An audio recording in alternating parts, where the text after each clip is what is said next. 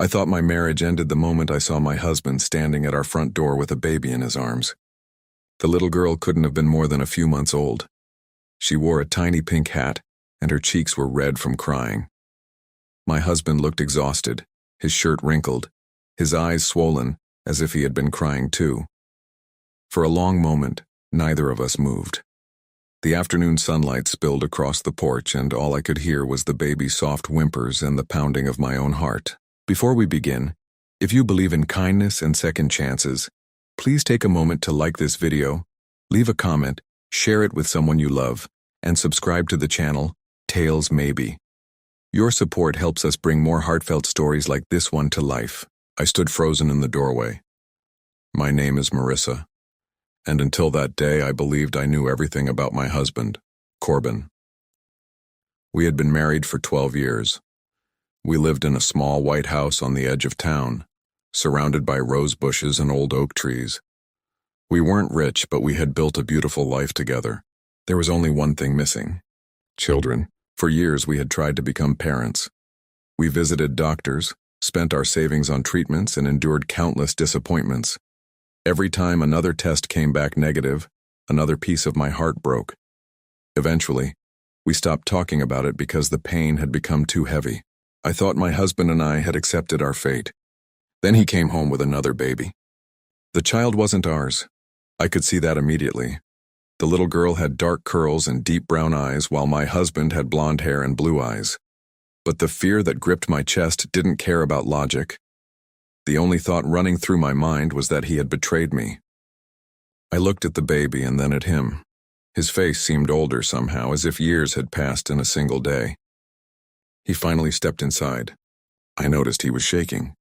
The baby started crying again, and he gently rocked her in his arms. There was so much tenderness in the way he held her that tears filled my eyes. I had never seen him hold a child before. He sat down slowly on the couch and buried his face in one hand. I could tell he was trying not to cry. Then he told me everything. Early that morning, he had received a phone call from a hospital in another city. A woman named Selene had been asking for him. The name meant nothing to me, and it seemed to mean little to him at first, too. Then he remembered. Years before we met, when he was in college, he had briefly dated a young woman named Selene. Their relationship had ended quickly, and they had never spoken again. The hospital informed him that Selene had passed away after a long battle with cancer, and she had left behind a baby she claimed was his daughter. I felt the room spinning. The words crashed into me like a wave. He explained that he had gone to the hospital immediately, believing there had to be some mistake.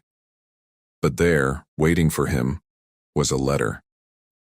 A letter from a dying woman. In it, Selene admitted that she had discovered she was pregnant shortly after they separated.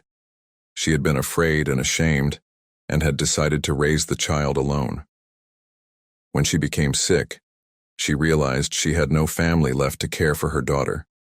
So she reached out to the only person she believed could give the child a loving home, Corbin.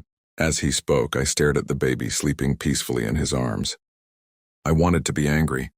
I wanted to scream. But all I could see was a tiny little girl who had lost her mother that morning. The baby suddenly opened her eyes. She looked directly at me, and something inside my heart shifted. The following weeks were the hardest of our marriage. The little girl's name was Ivy.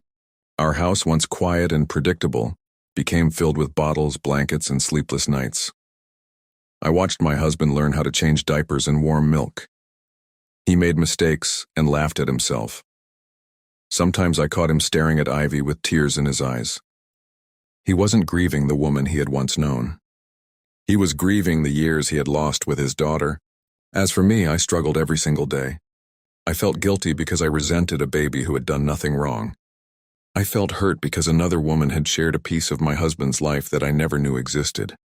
And most of all, I felt afraid that this child would remind him of a past that didn't include me. One afternoon, I found the letter Selene had written. I sat by the kitchen window and read every word. She wrote about her fears, her loneliness, and her desperate wish that her daughter would never grow up feeling unwanted. At the end of the letter, she wrote something that broke me. She said she had spent months searching through social media and public records until she found a picture of Corbin and me standing together in our garden. She wrote that the love on our faces convinced her that we were the kind of people who could give her daughter a home. She trusted us with her greatest treasure. I cried for a long time. For the first time, I understood that this wasn't about betrayal. It was about a mother trying to save her child. That evening, I walked into the nursery we had hurriedly created. Ivy was asleep. I sat beside her crib and watched her tiny chest rise and fall. She looked so peaceful, so innocent. Then she wrapped her tiny fingers around mine. At that moment, every wall around my heart began to crumble. Days turned into weeks. Weeks turned into months. I became the one who sang Ivy to sleep. I learned which blanket she loved and which stuffed rabbit made her smile. I discovered that she giggled whenever I made funny faces. Slowly, without realizing it, I became her mother. But life had another challenge waiting for us. One morning, a woman appeared at our door. She introduced herself as Celine's older cousin, Patrice. She said she had only recently learned about Celine's death and wanted custody of Ivy. Fear swept through me. The thought of losing that little girl was unbearable. By then, Ivy had become the center of our world. Patrice wasn't cruel. She simply believed family should stay together. The weeks that followed were filled with meetings, paperwork, and uncertainty. I barely slept. Every time I looked at Ivy, I wondered if she would soon be gone. One rainy afternoon, I found myself sitting in the nursery, holding her while she slept against my chest. I realized something. The pain I felt wasn't fear of losing my husband's daughter. It was the fear of losing my daughter. Because somewhere along the way, love had quietly changed everything. The court hearing finally arrived. I sat beside my husband, holding his hand so tightly that my fingers hurt. Patrice stood across the room. Then something unexpected happened. She spoke softly and admitted she had been watching us for months. She had seen how happy Ivy was. She had seen the photographs of birthdays, picnics, and bedtime stories. And she realized that taking Ivy away would only create another loss in a little girl's life. With tears in her eyes, she withdrew her request for custody. I broke down crying. So did my husband. For the first time in months, we could breathe again. After the hearing, Patrice approached us with a small box. Inside were photographs of Celine holding baby Ivy, along with a tiny bracelet and several letters. One of the letters was addressed to me. I had never met Celine, yet she had written my name. With trembling hands, I opened it. She thanked me. She said that if I was reading the letter, it meant I had chosen to stay. She wrote that she hoped I would one day love Ivy as my own, and promised that if I did, a little piece of her heart would live on forever. I couldn't stop crying. That evening, I sat in the garden while the sun painted the sky orange and gold. Ivy crawled through the grass while my husband chased her, making her laugh.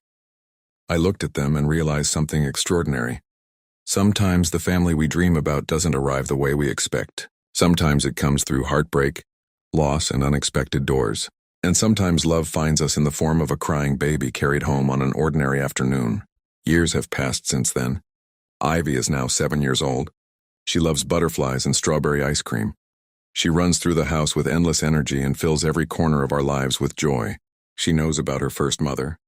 Every year we visit Celine's grave and leave flowers. I tell Ivy that she was loved by 2 mothers. One gave her life. The other was given the privilege of raising her. As for my husband and me, our marriage became stronger than ever.